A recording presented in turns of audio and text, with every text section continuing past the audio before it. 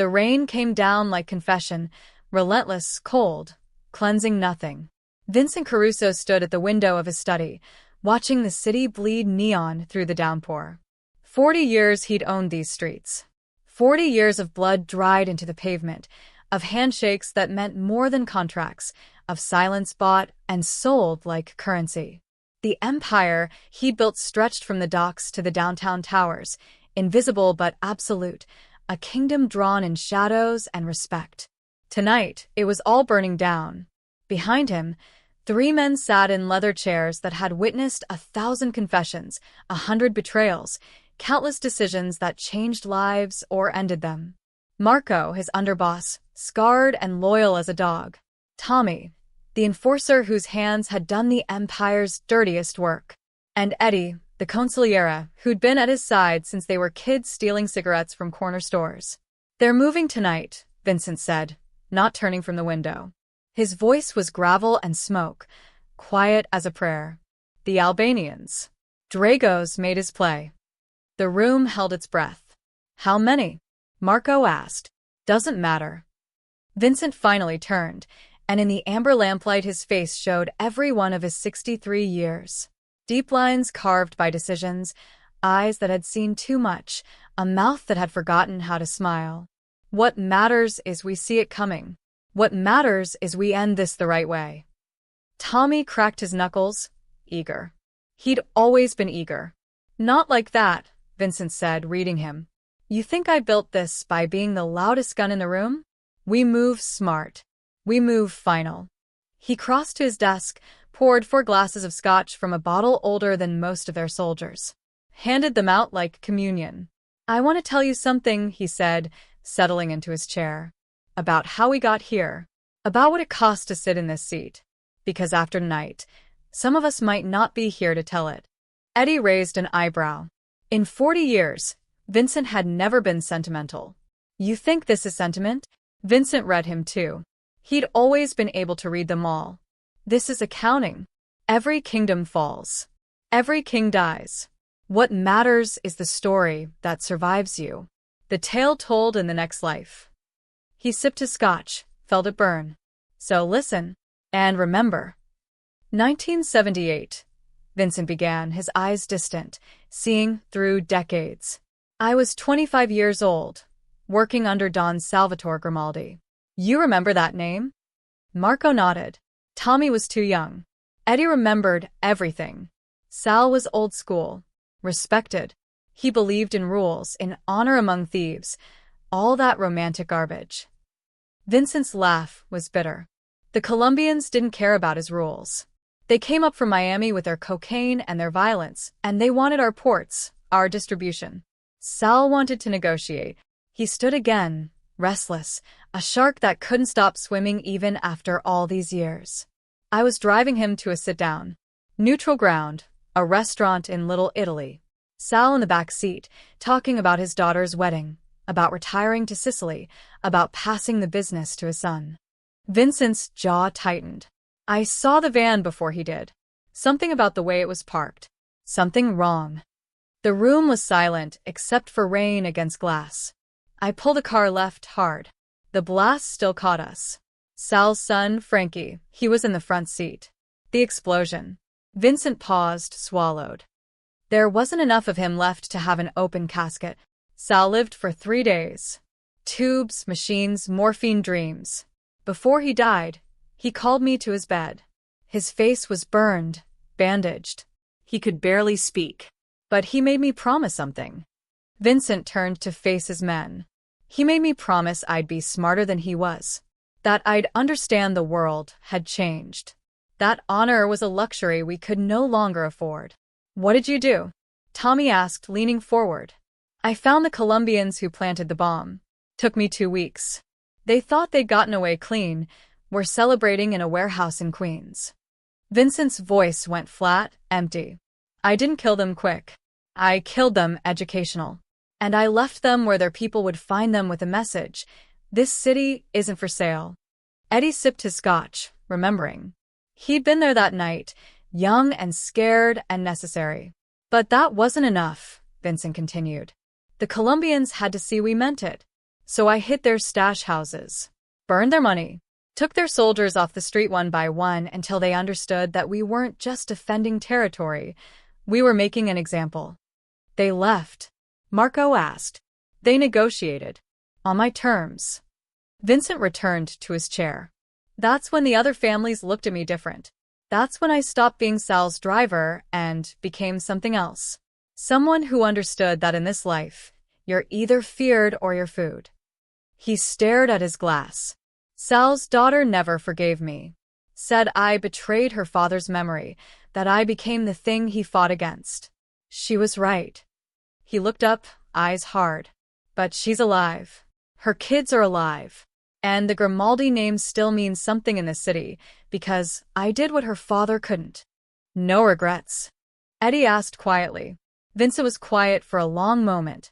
Every single one, he finally said. But I'd make the same choices tomorrow. You want to know what it takes to build an empire? Vincent asked, though it wasn't really a question. It takes bodies. Not violence for violence's sake. That's chaos, that's weak. It takes precise, calculated elimination of anyone who threatens the structure. It takes becoming the thing that keeps other men up at night.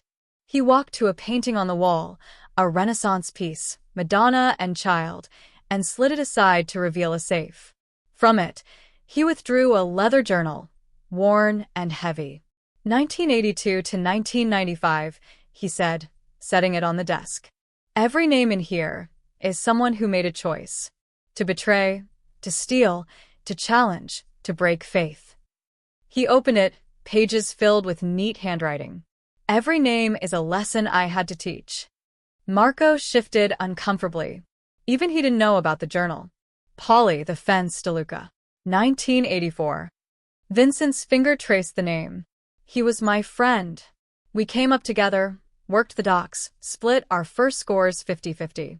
When I took over the family, I made him my lieutenant. Trusted him with the waterfront. Vincent's face was stone. He was skimming. Small at first, then bigger. Thought I wouldn't notice or wouldn't care. But it wasn't about the money.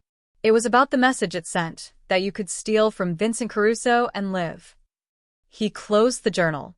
I gave him a chance to confess.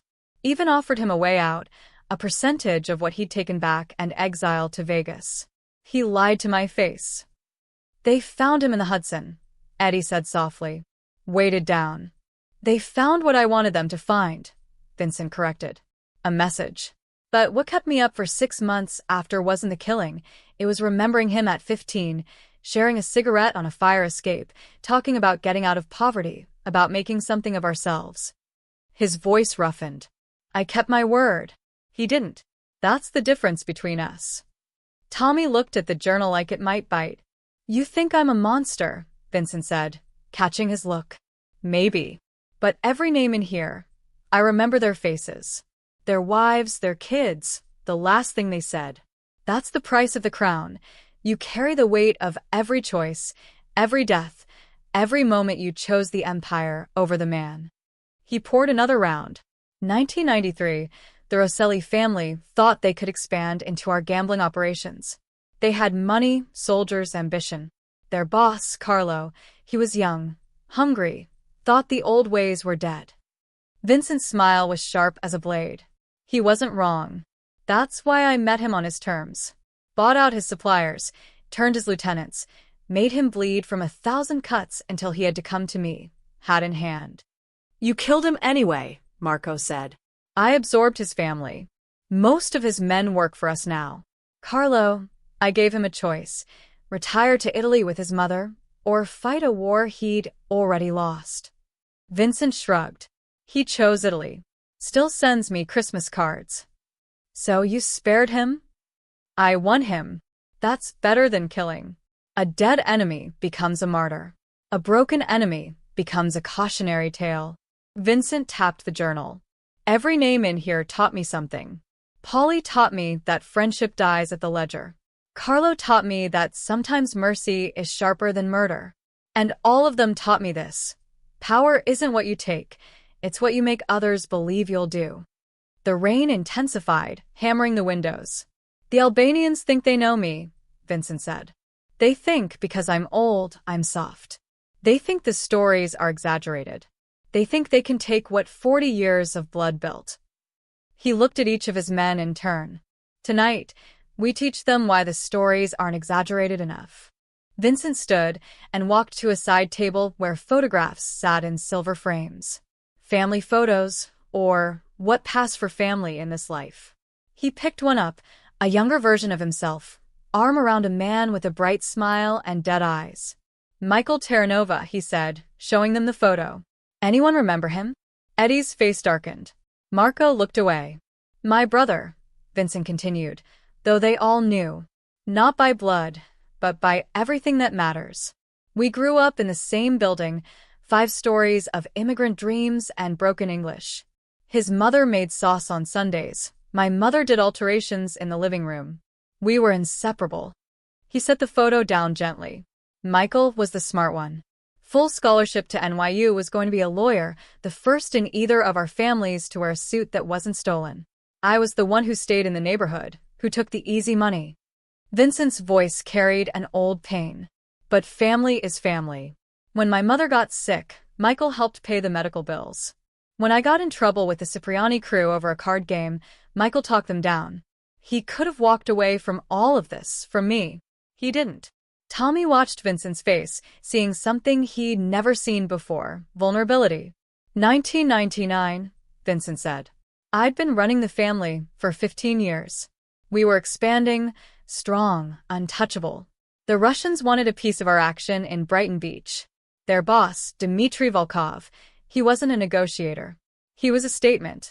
Vincent poured himself another drink, hands steady despite the memory. They took Michael. Broad daylight, outside his law office in Manhattan. Left a note. Meet us, or piece him back together at the morgue. His jaw clenched. Eddie told me it was a trap. Marco said we should send soldiers. But Michael was screaming my name on the phone when Dmitry called. So I went. You went alone? Tommy asked, incredulous. I went to trade. Me for him. Because that's what brothers do. Vincent's laugh was hollow. Dmitry met me in a warehouse in Red Hook. 20 of his men. Michael tied to a chair, beaten but alive. And Dmitry, smiling like he'd already won. The room held its breath. He wanted everything. Territory, tribute, my submission. Said if I agreed, Michael lived. If I didn't. Vincent's voice went cold. He put a gun to Michael's head and asked me if my pride was worth my brother's life. What did you do? Tommy whispered. I looked at Michael. And Michael looked at me. And without saying a word, we both knew. Vincent's eyes were distant, seeing that moment again. Michael started cursing at Dmitry in Italian. Called him things his mother would have washed his mouth out for. Spit in his face. Goading him. Eddie closed his eyes. Dmitry pulled the trigger. And in the chaos, in that half-second when every gun in the room was on Michael's body, my men, who I'd sent in through the roof, through the walls, through positions I'd spent 3 days setting up, they ended every Russian in that warehouse. Vincent's voice cracked, just slightly. Michael bought me that half-second. Gave me the distraction I needed. He knew the play, knew I'd never leave him, so he made the choice I couldn't. He drank, wiped his mouth. We burned that warehouse down with Dmitry inside. The Russians left New York for good. And I buried my brother next to his mother. The silence was absolute. You think I did this for money? Vincent asked, anger finally bleeding through. For power? For respect? I did this because once you start, you can't stop. Because the moment you show weakness, everyone you love becomes a target. Because Michael died because he was connected to me, and the only way to honor that, the only way, was to make sure no one ever made that calculation again. He slammed his glass down, and it shattered. I've got a dozen more stories like that. Men I loved, women I couldn't protect, children who grew up without fathers because of decisions I made. The ghost at every table, every meal, every moment of peace. That's what power costs. That's what this crown weighs. Marco stood, walked to Vincent, put a hand on his shoulder. We know, boss. We know. Vincent shook his head. You know the stories. You don't know the weight. Not yet. He looked at the broken glass, blood from his hand mixing with scotch. But tonight you will. Vincent wrapped his hand in a handkerchief, the red blooming through white linen like a promise. He didn't seem to notice or care. Sit back down, he told Marco. I'm not finished. He walked to a different section of the wall, where a map of the city hung behind glass. Red pins marked territories, blue pins marked holdings, black pins marked the dead. There were a lot of black pins. Every empire has a doctrine, Vincent said, studying the map like a general surveying a battlefield. Caesar had Veni, Vidi, Vici. Machiavelli had his prince. I had something simpler. Necessary evil is still necessary. He turned back to face them. You want to know why I've survived when better men haven't? Smarter men, stronger men, more ruthless men? Because I understood something they didn't. In this life, you don't get to be good. You only get to choose which evil serves the greater purpose. Tommy frowned, not understanding. Let me make it simple, Vincent said, sitting on the edge of his desk. 2004, we had a problem. The triads were moving heroin through our ports. Not asking permission, not cutting us in, just moving product like we didn't exist. The old move would have been war. Blood in the streets, civilians caught in crossfire, federal attention we didn't need. He picked up a cigar, rolled it between his fingers without lighting it. Instead, I made a call. Told the DEA where 3 of their shipments would be. Gave them dates, times, routes. Let the government do what they do best, make an example. Vincent's smile was thin. The triads lost millions. Their boss went to prison. And we never fired a shot. You used the feds? Marco said, and there was something like disapproval in his voice. I used the tools available. The feds wanted arrests. The triads wanted profits. I wanted peace. So I gave everyone what they wanted except the triads. Vincent shrugged. Was it honorable? No. Was it necessary? Absolutely.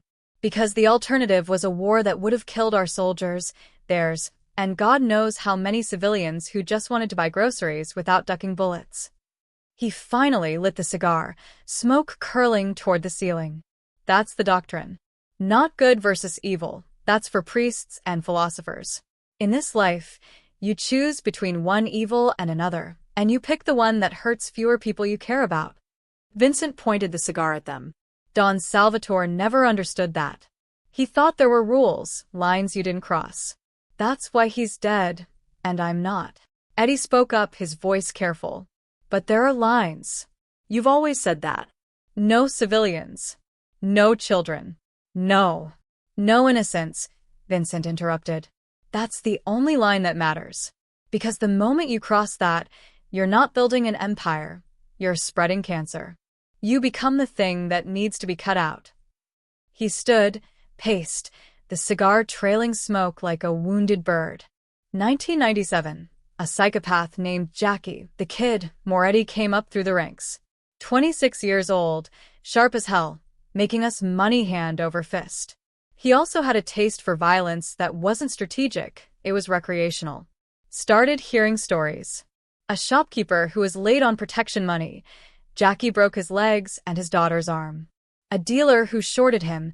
Jackie burned his house down with the man's wife inside. Vincent's face went hard as concrete. I sat him down. Explained the rules. Told him we're not animals, we're businessmen. Violence is a tool, not a hobby. He smiled, nodded, said he understood. Vincent tapped dash. 2 weeks later, a 15-year-old kid who witnessed one of Jackie's collections ended up in the hospital with a fractured skull. Coma. Might never wake up. What did you do?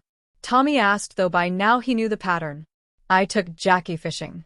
Vincent's voice was flat. Took him out on a boat, just the 2 of us. Told him we needed to talk strategy. 3 miles offshore, I shot him twice in the chest and watched him sink. Then I came back and told his crew he decided to relocate to Vegas. Anyone who asked too many questions joined him. The room absorbed this. That boy woke up 6 months later. Brain damage but alive. His family never knew who hurt him or why. And they never will, because I made sure Jackie's name died with him. Vincent stubbed out the cigar. Was I a hero? No. I was just less of a monster than the alternative. That's the doctrine. That's the math. He walked back to the window, watching the rain. The Albanians don't understand this. Drago thinks power is about being the most violent man in the room. He's wrong. Power is about being the most necessary. The man people need more than they hate.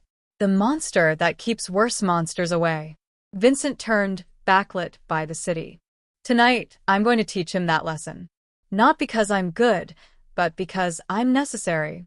And when I'm gone, when this empire passes to whoever's smart enough to hold it, that doctrine survives. That's the tale for the next life. Not that I was a good man, but that I was the right kind of evil for the time. Marco, Tommy, and Eddie sat in silence, understanding finally settling over them like snow. Now, Vincent said, voice shifting from philosophy to command. Let's talk about how we end this. Vincent moved to his desk and spread out a set of photographs and documents.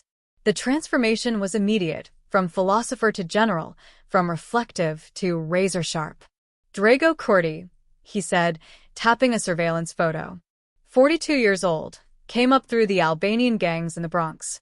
Smart, ambitious, and dangerously young. He's been consolidating the Eastern European crews for 3 years, and now he thinks he's ready to challenge us.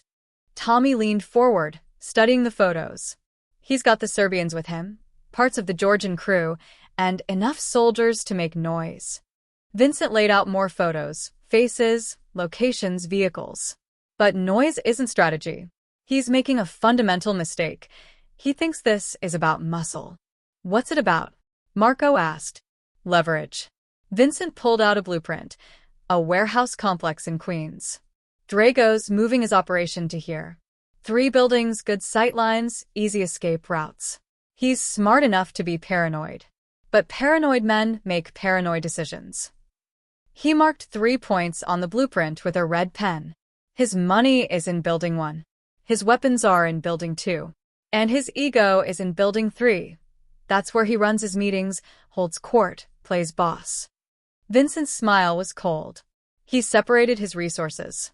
Tactically smart if you're worried about raids. Strategically stupid if someone knows all 3 locations. Eddie caught on first. You're not hitting him. I'm hitting his foundation. Vincent circled Building 1. At midnight, this building has a gas leak. An explosion. Tragic accident. $40 million in cash goes up in flames. By the time the fire department arrives, there's nothing but smoke. Building 2. Marco asked. Anonymous tip to the ATF at 12:30. They've been wanting to make a name, bring down a major arms trafficking operation. I give them everything, serial numbers, purchase records, suppliers. They'll have warrants and tactical teams by 1 a.m. Vincent moved to Building 3, which means at 1:15, when Drago is scrambling to understand how his money burned and his weapons got confiscated, he's vulnerable, angry, desperate. That's when you hit him, Tommy said, eager again. That's when I don't need to. Vincent sat back. Because at 1:15, every family in the city will know Drago lost his war chest and his teeth in the same night. His allies will evaporate. His soldiers will see a sinking ship. And the Georgians and Serbians who backed him will be looking for someone stable to partner with. The elegance of it settled over the room. You're going to let him collapse on his own, Eddie said with something like admiration. I'm going to make it inevitable. There's a difference. Vincent pulled out 3 more photos, Drago's lieutenants. These 3 are the smart ones. They've already reached out through intermediaries, testing if there's a future without Drago. Tomorrow morning, they'll get their answer. Yes, if they deliver him to me. No, if they stay loyal. They'll turn on him, Marco said with certainty. They'll make the same calculation every smart man makes, survival over sentiment. Vincent gathered the photos back up. By dawn, Drago will be either dead by their hands or sitting in front of me, begging for exile. Either outcome serves us. Tommy looked almost disappointed. No war? No shooting. Vincent's look could have stripped paint. You think war is glorious? War is waste. War is dead soldiers, federal attention, and civilians with cell phones recording everything. War is what stupid men do when they're out of options. He stood, towering. I'm not out of options. I'm 40 years deep in options. He walked to a locked drawer, opened it, withdrew 3 phones and a laptop. Marco, you're coordinating the gas leak. The crew knows what to do. Remote ignition, no one inside. Make it look like faulty equipment. Tommy, you're on standby with your team. If this goes sideways, if Drago makes a move we didn't anticipate, you're our response. Eddie, you're handling the federal tip. Make sure it's clean, anonymous, untraceable. He handed out the phones. And me? Marco asked. Where will you be? Vincent looked at him for a long moment. I'll be here, waiting for the phone to ring. Either Drago's men, offering him up, or Drago himself, if he's smarter than I think, coming to negotiate. He returned to the window. Either way, this ends tonight. 40 years of building, and this is how it ends, not with a bang, but with a phone call. You think it's really over? Eddie asked quietly. After tonight, you think you can finally rest? Vincent's reflection in the rain-streaked glass looked older than his years. No, he said simply. Men like me don't get to rest. We just get to choose our last move. And I'm choosing this one carefully because it's not just about ending Drago. It's about showing everyone who comes after there's a right way to do this. A way that minimizes suffering. A way that's smart instead of savage. He turned back to them. That's the legacy. Not the body count, not the territory, not the money. The lesson: you can have power without becoming the thing that needs to be destroyed. You can be necessary without being indiscriminate. You can build an empire that serves a purpose beyond feeding itself. Marco stood, Tommy stood, Eddie stood. We're with you, Marco said. Whatever comes. I know, Vincent said. That's why you're still here. That's why you're the ones who survived this. He checked his watch. 11:15 p.m. 45 minutes until it starts. Go. Do your work. And remember, precision, not passion. Intelligence, not impulse. We're not butchers. We're architects of a very specific kind of peace. They moved toward the door. And, gentlemen? Vincent called. They turned. If something happens to me tonight, the recordings in my safe, the journal, the accounts, Eddie knows where everything is. Tell the story, right? That's all I ask. Tell them why, not just what. The 3 men exchanged glances, understanding the weight of what he was saying.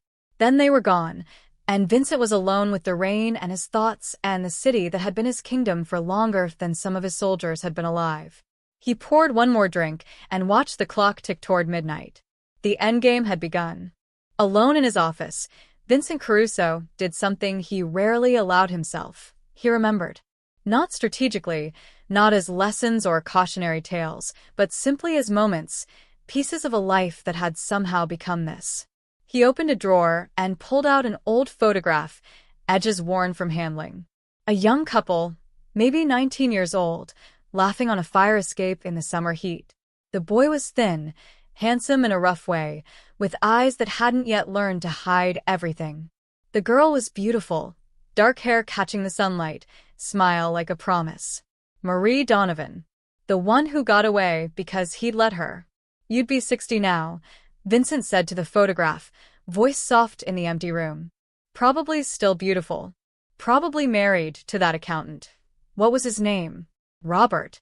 3 kids, you always wanted 3. He set the photo on his desk, angled so she could watch him. We were going to leave, remember? Summer of 77, you had that job offer in Boston, teaching position. I was going to drive a truck, work construction, anything clean. We were going to be normal.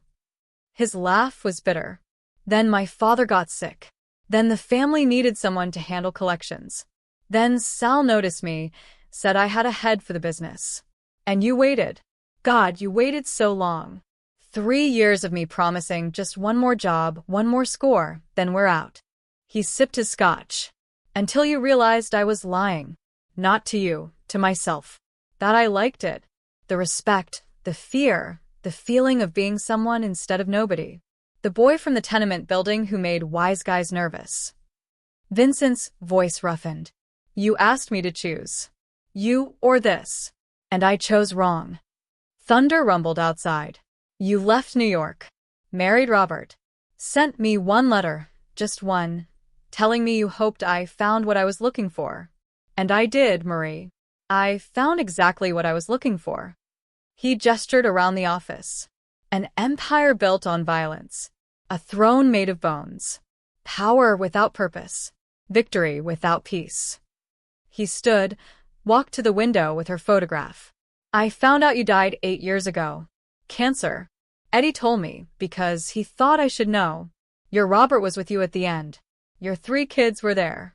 And I was here in this office, making decisions about men's lives while you were leaving yours surrounded by people who loved you. Vincent pressed his forehead against the cold glass. You won, Marie. You got the better life. And I got this. A phone on his desk rang. Not his personal cell, but one of the operational phones. The gas leak had gone as planned. Building 1 was burning. He didn't pick it up. Not yet. Instead, he opened another drawer, withdrew more photographs. Faces from 40 years. Michael, grinning at a baseball game. Sal Grimaldi, proud at his daughter's wedding. Polly DeLuca before the betrayal, before the river. Johnny Scarpino, Carlo Rosselli, Tommy the Hammer, Mancini, and a dozen others. Some dead by his order, some dead protecting him. All dead because of this life. The hour of ghosts, his grandmother used to call it.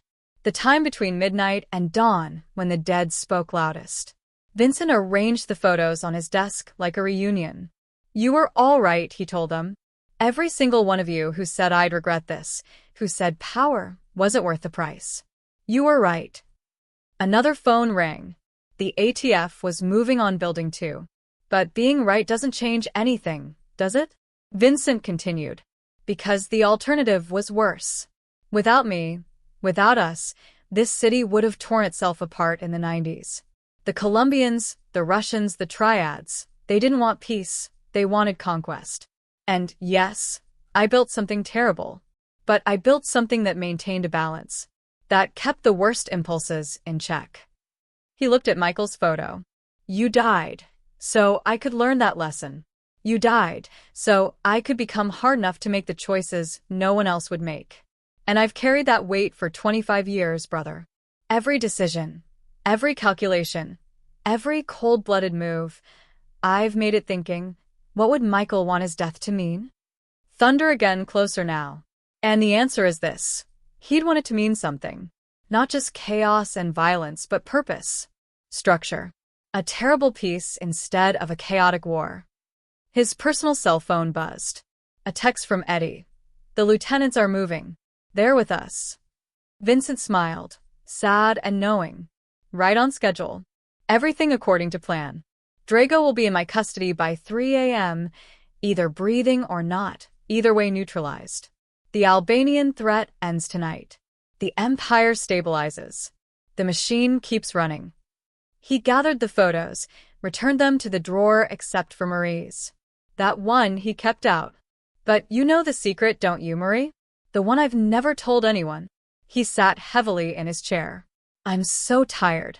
Tired of the calculations, the strategies, the weight of deciding who lives and who doesn't. Tired of being necessary. He opened the journal, flipped to the back where blank pages waited, and in his neat, careful handwriting, he wrote, Tonight, I end the last threat to what I've built. Tomorrow, someone else's turn to carry the crown. I've been Vincent Caruso, boss of this family, for 40 years. Time to find out if there's still a Vincent underneath all that. Time to see if the boy who loved Marie Donovan is still alive somewhere, or if I killed him to become this. He closed the journal and tucked Marie's photograph in the front cover. The third phone rang. Drago's lieutenants, calling to arrange the meeting. Vincent answered. Tell him I'm waiting, he said. Tell him we end this with words, not bullets. Tell him there's a way out that doesn't leave bodies in the street. A pause. And tell him if he's half as smart as he thinks, he'll take it. He hung up, checked his watch. 1:40 a.m. The city stretched out below him, neon and darkness, millions of lives intersecting, unaware that their fate was being decided in rooms like this. Almost over, Vincent whispered. Just a few more hours. Then someone else's turn to be the monster the city needs. He poured one final drink and waited for destiny to arrive at his door. At 3:17 a.m., the door to Vincent's office opened. Drago Cordy walked in alone, hands visible, expensive suit soaked from the rain. He was younger than his photos suggested, handsome in a sharp way, with eyes that measured everything. Behind him, Marco and Tommy stood in the hallway, weapons ready but not drawn. "Close the door," Vincent said from his chair, not standing. Drago complied. They studied each other across the desk, the old king and the young pretender, separated by decades and philosophy and an ocean of blood between them. "You're not what I expected," Drago said finally, his English carrying a faint Bronx accent over Albanian roots. "The stories make you sound like a monster. You just look tired." "I am tired. And I am a monster. Both things can be true." Vincent gestured to a chair. "Sit. We have things to discuss." Drago sat, wary but controlled. "Your men killed my operation tonight. 40 million in cash, 50 million in weapons. 5 years of work, gone in 3 hours. And yet you're here, talking, not shooting. Which means you're smarter than most." Vincent poured 2 drinks, slid one across. "Drink. It's not poisoned. If I wanted you dead,